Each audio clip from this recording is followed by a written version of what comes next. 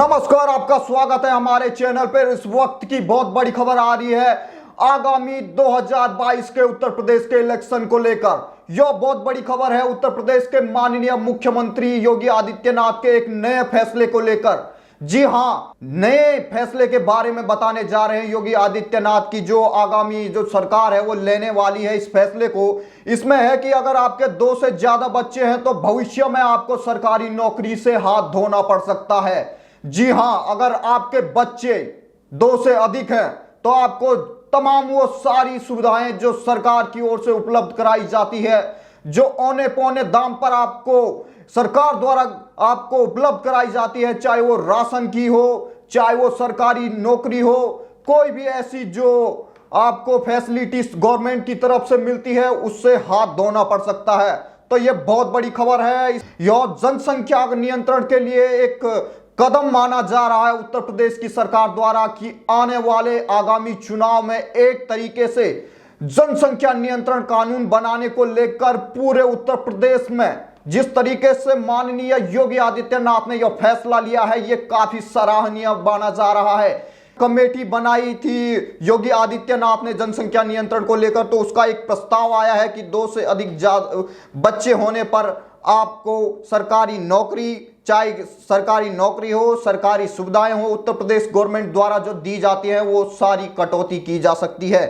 तो अभी इस मसौदे को तैयार किया जा रहा है और इस कमेटी में जो मेंबर थे मसौदा तैयार करने में, इसके जो आयोग के अध्यक्ष थे न्यायमूर्ति एएन मित्तल के मुताबिक राजस्थान और मध्य प्रदेश के कुछ अन्य भागों के जो अभी तक वहां पर एक ऐसा ही कानून वहां पर बना हुआ है उसका निरीक्षण किया जा रहा है। उसमें से क्या खामियां हैं, उसकी क्या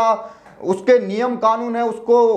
पढ़ लिख कर उसको एक नया उत्तर प्रदेश के लिए कानून बनाया जाएगा। तो देखिए किस तरीके से योगी आदित्यनाथ का अब आने वाला जो कदम है ये मास्टर स्ट्रोक हो सकता है विधानसभा 2022 के इलेक्शन को लेकर, क्योंकि उत्तर प्रदेश एक भारत का नहीं बल्कि पूरे विश्व का एक ऐसा राज्य है। 2021 की जनगणना होगी तो उसमें लगता है कि अभी जो करंट पॉपुलेशन है वो 24 करोड़ है, तो कब ये धीरे धीरे 25 करोड़ की ओर बढ़ रही है उत्तर प्रदेश की आबादी। तो इसको नियंत्रण करना काफी लाजमी हो जाता है। जिस तरीके से संसाधनों की कमी उत्तर प्रदेश के किसी भी अगर आप व्यक्ति से जाने तो वहां पर सरकारी नौकरी को पाने के लिए किस तरीके से एक ही पोस्ट के लिए लाखों आवेदन आ जाते हैं, तो उसको देखकर यह लगता है कि यह फैसला काफी अच्छा माना जा रहा है उत्तर प्रदेश के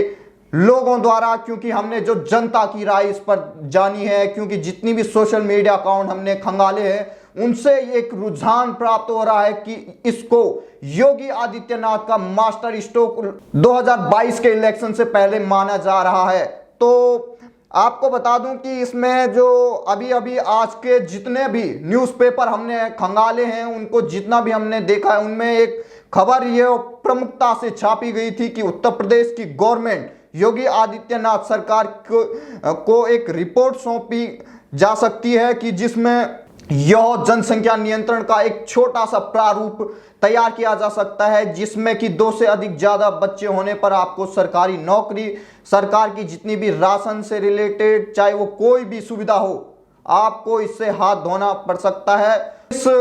कानून में हो सकता है कि राशन और अन्य जितनी भी सब्सिडीज होती हैं, जितने भी वजीफे मिलते हैं, चाहे वो स्कॉलरशिप मिलते हैं, इससे आपके बच्चों को भी हाथ धोना पड़ सकता है। क्योंकि गवर्नमेंट अब प्लान बना चुकी है कि वो अपने फंड का इस्तेमाल उन लोगों के हित में करेगी जो वहां के नियम कानून मानते हों, जो बहुत ही अच्छे नागरिक हों। ऐसे वैसे नागरिकों को वो सुविधाएं नहीं दी जा सकती हैं जो कि एक तो राज्य सरकार पर एक लाइबिलिटीज बनकर रहती हैं। तो अब ये देखा जा रहा है, क्योंकि जिस तरीके से योगी आदित्यनाथ एक से एक फैसले लेते जा रहे हैं, चाहे उनका लव जिहाद के अगेंस्ट जो कानून बना था और गोरक्षक संरक्षण के लिए जो कानून उन्होंने बनाया था और उपद्रवियों के खिलाफ जो उनकी संपत्तियां कुर्क की गई थी, ये काफी जबरदस्त कानून पूरे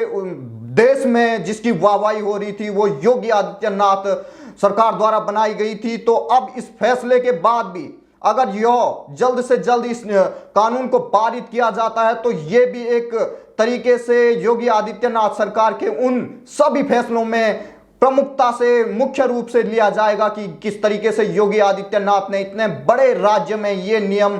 पारित किया बिना किसी रोक टोक के। तो अब लग रहा है कि इस फैसले के बाद उन लोगों में खलबली मचना बिल्कुल लाजमी है कि जिन्होंने ऐसे लोगों को अपना वोट बैंक बना के रखा था, जिनके न केवल मोहल्ले के मोहल्ले, इलाके के इलाके उनके पेट में रहते थे, वोट बैंक बनाकर किस तरीके से सरकारी नौकरियों पर सरकारी कब्जे कर रखे थे इन लोगों ने। और इनकी जो वोट बैंक की ताकत थी वो सामान्य लोगों से जो इस टू चाइल्ड पॉलिसी को अपना रहे थे उन पर काफी भारी पड़ रही थी। तो अब इस फैसले के बाद लगता है कि ऐसे लोगों पर जरूर शिकंजा कसेगा सरकार द्वारा, कि अभी इस प्रस्ताव पर विचार किया जा रहा है और सामाजिक तत्वों और बाकी जितने भी संगठन हैं उनसे भी बातचीत की जाएगी, ताकि जब ये कानून पारित होगा तो कोई भी किसी तरीके की अराजकता पूरे स्टेट में न फैल सके। तो इसलिए सभी संगठनों, सभी समुदायों, सभी धार्मिक गुरुओं से बात की जाएगी इस पर कि इस पर हमें जरूर कानून बनाना चाहिए। तो ये बहुत ही अच्छी पहल है कि कानून पारित करने से पहले सरकार पूरे सभी समुदाय के लोगों को इस पर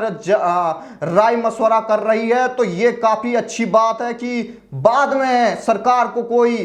अराजकता का सामना न करना पड़े। और इसके बाद मैं आपको बता दूं, वहीं दूसरी ओर नॉर्थ ईस्ट के योगी आदित्यनाथ कहे जाने वाले हेमंत बिस्वा शर्मा की बात करें तो वो धीरे धीरे उन्हीं के नक्शे कदम पर चल रहे हैं, बल्कि उनके नक्शे कदम ही नहीं बल्कि उनसे कुछ आगे ही चल रहे हैं हेमंत बिस्वा शर्मा। उनके बयान ले लीजिए, उनके आने वाले जब से वो नए चीफ मिनिस्टर बने हैं असम राज्य के, तो उनके जो फैसले हैं उनकी अगर हम आपको बताएं तो उनके फैसलों से आप साफ कह सकते हैं कि ये नॉर्थ ईस्ट के योगी आदित्यनाथ हैं। जी हाँ, चाहे उनका वो बयान ले लीजिए जिनमें उन्होंने कहा था कि मैं अल्पसंख्यक समुदाय से यह आवेदन करता हूं कि वो टू चाइल्ड पॉलिसी का खासा उस पर ध्यान रहे और उसका पालन करे। और उसके बाद जिस तरीके से उन्होंने फैसला लिया है कि 2 से ज्यादा अगर आपके बच्चे हैं तो आपको सरकारी नौकरी और सरकारी जितने भी आपको सुख सुविधाएं मिलती हैं उनमें कटौती की जा सकती है और कटौती की जाएगी। ये बल्कि ये फैसला वहां जारी हो चुका है जो अब उत्तर प्रदेश में लगभग कुछ समय बाद बनने जा रहा है। तो हेमंत बिस्वा शर्मा ने इस नियम के तहत जब यह कानून वहां पर पारित किया गया उसके बाद हेमंत बिस्वा शर्मा ने कहा कि इस जो कानून बना है इसमें वहां के जितने भी चाय बागान के कर्मी हैं और बाकी जितने शेड्यूल कास्ट के लोग हैं उनको इससे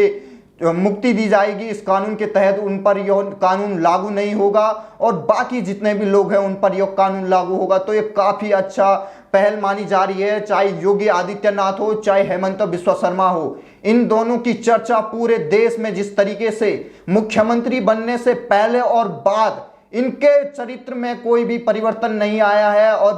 केवल इन्होंने अपने चरित्र में और 4 चांद लगाए हैं इन फैसलों को लेने के बाद। और जिस तरीके से योगी आदित्यनाथ और असम के मुख्यमंत्री हेमंत बिस्वा शर्मा नरेंद्र मोदी की नजर में काफी अच्छे चीफ मिनिस्टर बने हुए हैं और उनकी वाहवाही पूरे उनके राज्य के लोग कर रहे हैं। चाहे उनकी लोकप्रियता आप असम राज्य में हेमंत बिस्वा शर्मा की ले लीजिए, चाहे अब आने वाले 2022 में जो दोबारा मुख्यमंत्री बनने के लिए मैदान में उतरेंगे योगी आदित्यनाथ की मान ले आप, तो उनकी भी लोकप्रियता बाकी विरोधियों के मुकाबले काफी अधिक मानी जा रही है। अब अगर हम आपको बात करें 2022 के यूपी इलेक्शन को लेकर, तो इसमें जो अभी अखिलेश यादव जिन्होंने एक अपना कैंपेन का थीम सॉन्ग लॉन्च किया था, उसके बाद लोगों की काफी प्रतिक्रिया सोशल मीडिया पर आई है कि जिस तरीके से अखिलेश यादव अपने को कह रहे हैं कि आ गए मुरलीधारी, तो लोगों का उनसे एक दरख्वास्त है कि जिस तरीके से अगर आप अपने आप को श्री कृष्ण का मतलब श्री कृष्ण के वंशज मानकर अपने आप को कह रहे हैं कि आने वाले हैं मुरलीधारी, तो क्या आप वृंदावन में वो फिर से मंदिर बनाएंगे जिस तरीके से अयोध्या में मंदिर बना है? तो क्या आप अखिलेश यादव यह ऐलान करेंगे कि वो मंदिर वापस दिलाएंगे हिंदुओं को। तो ये काफी कड़ी प्रतिक्रिया इस सॉन्ग के लॉन्च होने के बाद आई है कि किस तरीके से हिंदुओं पर अत्याचार जो कार सेवकों पर किया गया था, किस तरीके से उनका खुलेआम उनको गोलियों से मारा गया था। उसके बाद ये लग रहा है कि हिंदुओं को जिस तरीके से उत्तर प्रदेश में पिता श्री मुलायम सिंह यादव ने किस तरीके से सरेआम उन पर गोलियां चलाई थी और अब उनका पुत्र किस तरीके से हिंदू होने का एक सर्टिफिकेट दे रहा है कि वो मुरलीधारी हैं। तो ये देखिए किस तरीके से उत्तर प्रदेश के चुनाव में अब हिंदुओं को लुभाने के इन विरोधियों की साजिश हो रही है। जिस तरीके से आपको लगता है कि विरोधी चाहे वो कोई भी हो, कांग्रेस पार्टी का हो, चाहे वो सपा का हो, चाहे वो कोई भी हो, जब भी चुनाव आते हैं इन विरोधियों की साजिश होती है किस तरीके से हिंदू वोट बैंक को छला जाए। लेकिन अब हिंदू इतने जागरूक हो चुके हैं कि अब उनको सब नजर आता है कि कौन सी पार्टी का चरित्र कब कैसा था और कब आगे क्या होने वाला है। तो देखिए, अगर ये 2 चाइल्ड पॉलिसी अगर उत्तर प्रदेश और असम में पूरे तरीके से अच्छे तरीके से इसको धरातल पर उतारा जाता है तो ये बहुत ही अच्छा होगा पूरे देश के लिए। और इसके बाद अगर इस प्रणाली को और इस कानून को अगर देखती है तो अगर इन कानूनों के अच्छे परिणाम आते हैं तो उसके बाद केंद्र सरकार इस पर पूरे देशव्यापी एक अभियान को लेकर एक जनसंख्या नियंत्रण कानून बना सकती है। और उसके बाद मुझे नहीं लगता है कि कोई इसका विरोध कर पाएगा, क्योंकि आने वाले समय में अगर आप देखिए 2022 में कहा जा रहा है कि भारत की जनसंख्या चाइना की आबादी से भी आगे बढ़ जाएगी। तो ये बहुत ही डरावने वाली बात है कि अगर आपका क्षेत्रफल जो विश्व में 7वें स्थान पे है और आपकी जनसंख्या अगर पहले स्थान पे हो जाएगी